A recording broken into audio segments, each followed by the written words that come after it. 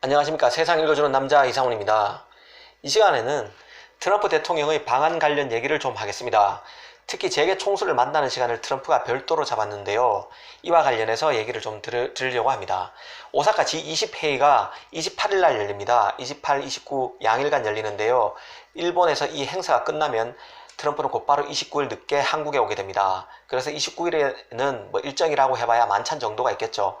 다음날 30일에 마지막 날 정상회담과 DMZ 방문 일정 등이 있습니다. 짧은 일정이지만 이 정도 소화하기도 빠듯한 체류 시간입니다. 그런데 이런 틈새 사이에서 재계 총수와 회동 일정을 끼워 넣은 것입니다. 30일 오전에 만날 가능성이 큰데요.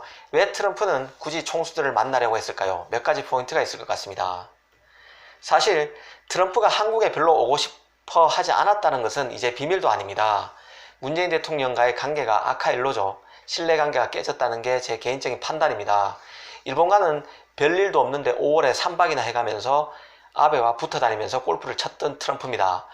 그런데 일본에 G20 회의를 하면서 G20 회의를 참가하기 위해서 가면서 동맹국 한국을 안 들렀다는 그런 비판 여론이 생길 수 있으니 한국에 어쩔 수 없이 오는 일정을 잡은 것 같습니다. 사실 이거는 외교 관례상 그 트럼프 일정이 최근에서야 확정된 데서도 여실히 드러나는데요. 사실은 트럼프가 일찌감치 한국에 올 생각이었으면 한국의 방한 일정이 벌써부터 나왔을 텐데요. 최근까지도 외교부가 방한 일정을 확정하지 못해서 곤혹을 겪은 데서도 트럼프가 얼마나 한국에 별로 오고 싶어 하지 않았다는 점을 유추할 수 있습니다. 그런 맥락에서 보면요, 트럼프는 이번 한미 정상회담에서 우리가 듣기 싫어할 얘기만 잔뜩 늘어놓고 갈 가능성이 크다는 생각입니다. 문 대통령 입장에서도 사실 트럼프를 만나는 게 곤혹스러울 수 있습니다. 사실 그 중국과 북한과 밀착되어 있으면서 미국과 신뢰를 잃고 있는 상황인데요. 여기에다가 한미 회담 전에 남북 회담을 하고 싶어 했었던 문 대통령이지만 결국 김정은이가 응하지 않았죠. 그래서 사실은 한미 회담을 해도 크게 우리 측에서 얘기할 게 별로 없습니다. 미국 측에서 압박하는 얘기만 들을 가능성이 크다는 거죠. 트럼프는 주한미국 방위비 문제부터 해서 미중 무역 분쟁에서 한국 기업들을 미국 편에 서라고 강하게 정부 측에 압박할 수 있습니다. 특히 트럼프가 재계 총수를 만나는 점을 유심히 봐야 되는데요. 재밌는 것은 이 일정이 우리 측과 함께하는 일정이 아니라는 점입니다. 그러니까 문 대통령과 함께 우리나라 재계 총수들을 만나는 게 아니고요.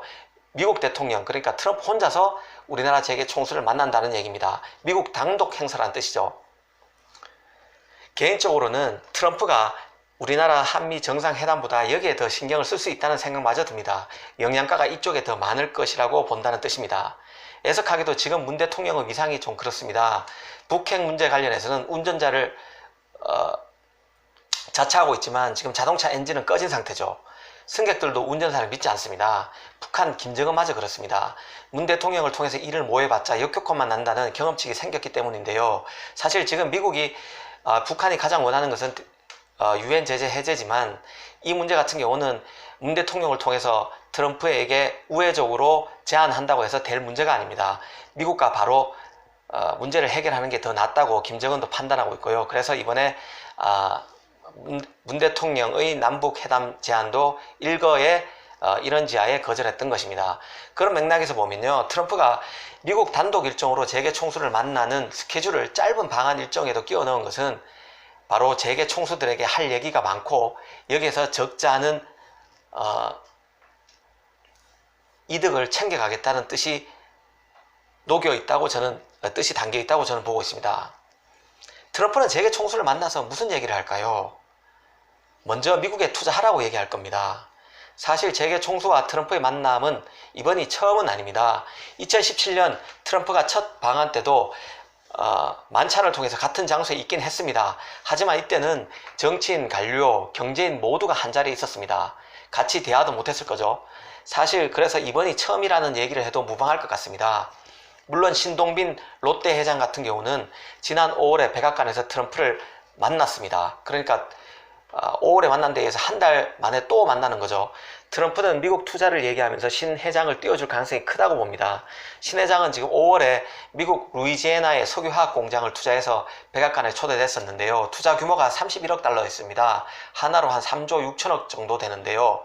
트럼프로서는 신 회장이 미국의 투자도 대규모 투자도 해서 고마운 점도 있고 롯데그룹이 중국에서 쫓겨난 기업이라는 그 상징성도 있습니다. 그래서 아마 그때 당시에 백악관에 초대했을 것 같은데요. 이번 재계 총수들 간의 한국에서의 만남에서도 신 회장을 예로 들면서 미국에 많은 투자를 당부할 가능성이 큽니다. 이재용 부회장 같은 경우는 지난 2016년 12월 당시 당선자 신분이었던 트럼프 대통령을 만날 가능성이 있었습니다. 왜냐하면 트럼프 대통령이 테크 서밋에 이 부회장을 초청했지만 당시에 이 부회장이 국정농단 특검 수사로 출국 금지 조처가 됐었죠. 그때 당시에 언론에서는 이 부회장이 미국에 출국할 수 있도록 해야 한다는 그런 여론도 많았지만 그때 특검에서 그 기회를 원천적으로 박탈해버렸습니다. 출국 금지 조치를 통해서요. 그래서 이 부회장도 사실 2017년 만찬에 만났지만 이번 만난 데에서 두 번째 만나는 거지만 사실상 처음으로 독대하는 거나 사실상 처음으로 만나는 거나 마찬가지로 봐도 될 것 같습니다. 사실 트럼프가 우리 기업 총수들에게 미국 투자 확대를 요구하는 것은 당연한 얘기입니다. 문제는 미중 무역 분쟁이 격화되고 있는 한국의 국내 기업의 반하웨이 전선에 동참할 것을 요구할 가능성이 크다는 점인데요. 예를 들어 볼까요? 이 자리에는 구강모 LG 회장도 오는데요. 올 가능성이 큰데요.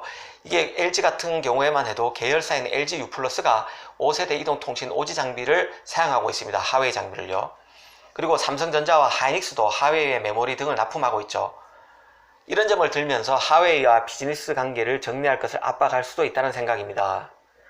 트럼프는 5월 일본 국빈 방문 때도 주일 미국 대사관저에서 기업인들을 만났었는데요. 그때 당시에 소프트뱅크, 토요타, 닛산, 혼다, 라쿠텐, 히타치 제작소, 미쓰비시 등의 그룹들이 총출동했었습니다. 일본의 경우에는 워낙 지금 미중 무역 분쟁에서 미국 편에 서고 있어서 민감한 얘기가 없었을 것 같지만 그렇지 않습니다. 트럼프가 누굽니까? 공정무역과 투자 확대 등을 어김없이 거론했습니다. 대미 무역 흑자를 많이 내는 지금 무역이 불공정하다고 일본 기업인들에게 한마디 했죠. 그런 것을 떠올려 보면 이번에 재계 총수들한테도 많은 숙제를 낼 수 있다는 게 제 생각입니다. 그런데 이번 트럼프와 재계 총수 간 회동을 보면서 우리 정부의 한심함을 다시 한번 언급하지 않을 수 없습니다. 트럼프야 우리 기업을 만나서 하웨이와 거래를 끊으라고 얘기할 수 있습니다. 당연한 거죠. 미국 대통령이니까요. 삼성이 LG가 미국 기업도 아닌 바야 속 편하게 이렇게 얘기할 수 있습니다. 그런데 우리 정부는 미국 트럼프에 앞서 미중 무역 분쟁에 따른 애로점이 많은 우리 기업들의 얘기를 들어본 적이 없습니다. LG U+만 해도 지금 4세대 이동통신에 의해서 지금 5세대 장비도 하웨이 장비를 쓰면서 미국과 중국 양편으로부터 압박이 심합니다. KT 등은 하웨이 유성만 장비를 쓰고 있고요. 산당수 은행은 하웨이의 중계기를 사용하고 있습니다. 이런 기업들도 다 하웨이와 연계되어 있기 때문에 이해관계가 제각각이지만 정부 차원의 조율된 가이드라인이 마련된 것도 없고 기업과 정부가 모여서 이런 가이드라인을 마련하기 위해서 논의해 본 적도 없습니다. 반도체 분야도 미국 메모리 업체인 마이크론과 웨스턴 디지털이 잇따라 하웨이와 거래를 끊으면서 삼성과 하이닉스에 비슷한 요구를 할 수 있는 상황인데요. 이럴 때 어떻게 대처할 것인지에 대한 국가 차원의 전략이 전혀 없습니다. 미중 간 고래 싸움에 외교력을 총동원해서 우리 기업을 지원해 또 모자랄 판국에 정부의 물밑 역할이 보이지 않는다는 얘기입니다. 문재인 정부의 특징 중 하나가 바로 임기응변인데요. 제대로 된 원칙과 철학에 따라 움직이는 게 별로 없습니다. 북한 목선 사태를 한번 볼까요? 북한의 목선이 군의 제재 없이 삼척까지 왔다는 소식에 비판 여론이 비등하자 최근에 NLL까지 넘어 들어온 북한의 배들을 돌려보냈다는 뉴스가 내부에 많이 뜨고 있죠. 또 문 대통령은 6.25를 맞아서 북한의 침략으로 6.25 전쟁에 발발했다는 학구불분한 팬트를 대통령 입을 통해서 확인해 주는 정도에서 지금 모든 일을 마무리하려고 하고 있습니다. 사실 목선 사태만 해도 이런 일이 빚어지면 군의 대형 사태를 점검하고 국방부 장관에서 책임을 묻고 일벌백계 하는 게 순서인데요. 이런 일에는 지금 손도 대지 않고 있습니다. 항상 이렇게 임기응변만 하고 있습니다. 어처구니가 없습니다. G20 회의에서 개최국 일본 아베와 회담 일정도 못 잡는다고 비판 여론이 생기자 이번에는 면피용으로 한일 기업이 출연금으로 한일 기업이 자율적인 출연금으로, 자발적인 출연금으로 강제징병 피해자를 보상해주자는 제안을 했을 뿐입니다. 이게 사실 왜 면피용 제안이라고 얘기하는가 하면요, 일본 기업 입장에서는 이미 대일 청구권 협정이 법적으로 다 마무리된 상태에서 다시 또 출연금을 내자고 하고 있기 때문에 받아들일 수 없기 때문에 그렇습니다. 보다 적극적인 제안을 해야 되는데 그런 제안 없이 이 정도 제안으로 일본이 우리 측 제안에 오케이 사인을 보낼 거라고 보는 것은 사실상 그런 판단 자체가, 예상 자체가 잘못된 거로 저는 봅니다. 그래서 면피용 제안이라고 저는 보고 있습니다. 모든 게 이런 식으로 임기응변에 가깝습니다. 그러다 보니 정책의 갈짓자를 그리는 경우가 많고 나라가 산으로 가는 경우도 있습니다. 미중 무역 분쟁에서 어려움을 겪고 있는 기업들 얘기를 들어보기도 전에 미국 대통령의 훈계부터 들어야 되는 우리 기업이 딱하다는 생각마저 듭니다. 이 시간에는 트럼프 대통령의 방한 일정 중에 우리 재계 총수를 만나는 것과 관련해서 이런저런 얘기를 들었습니다. 감사합니다.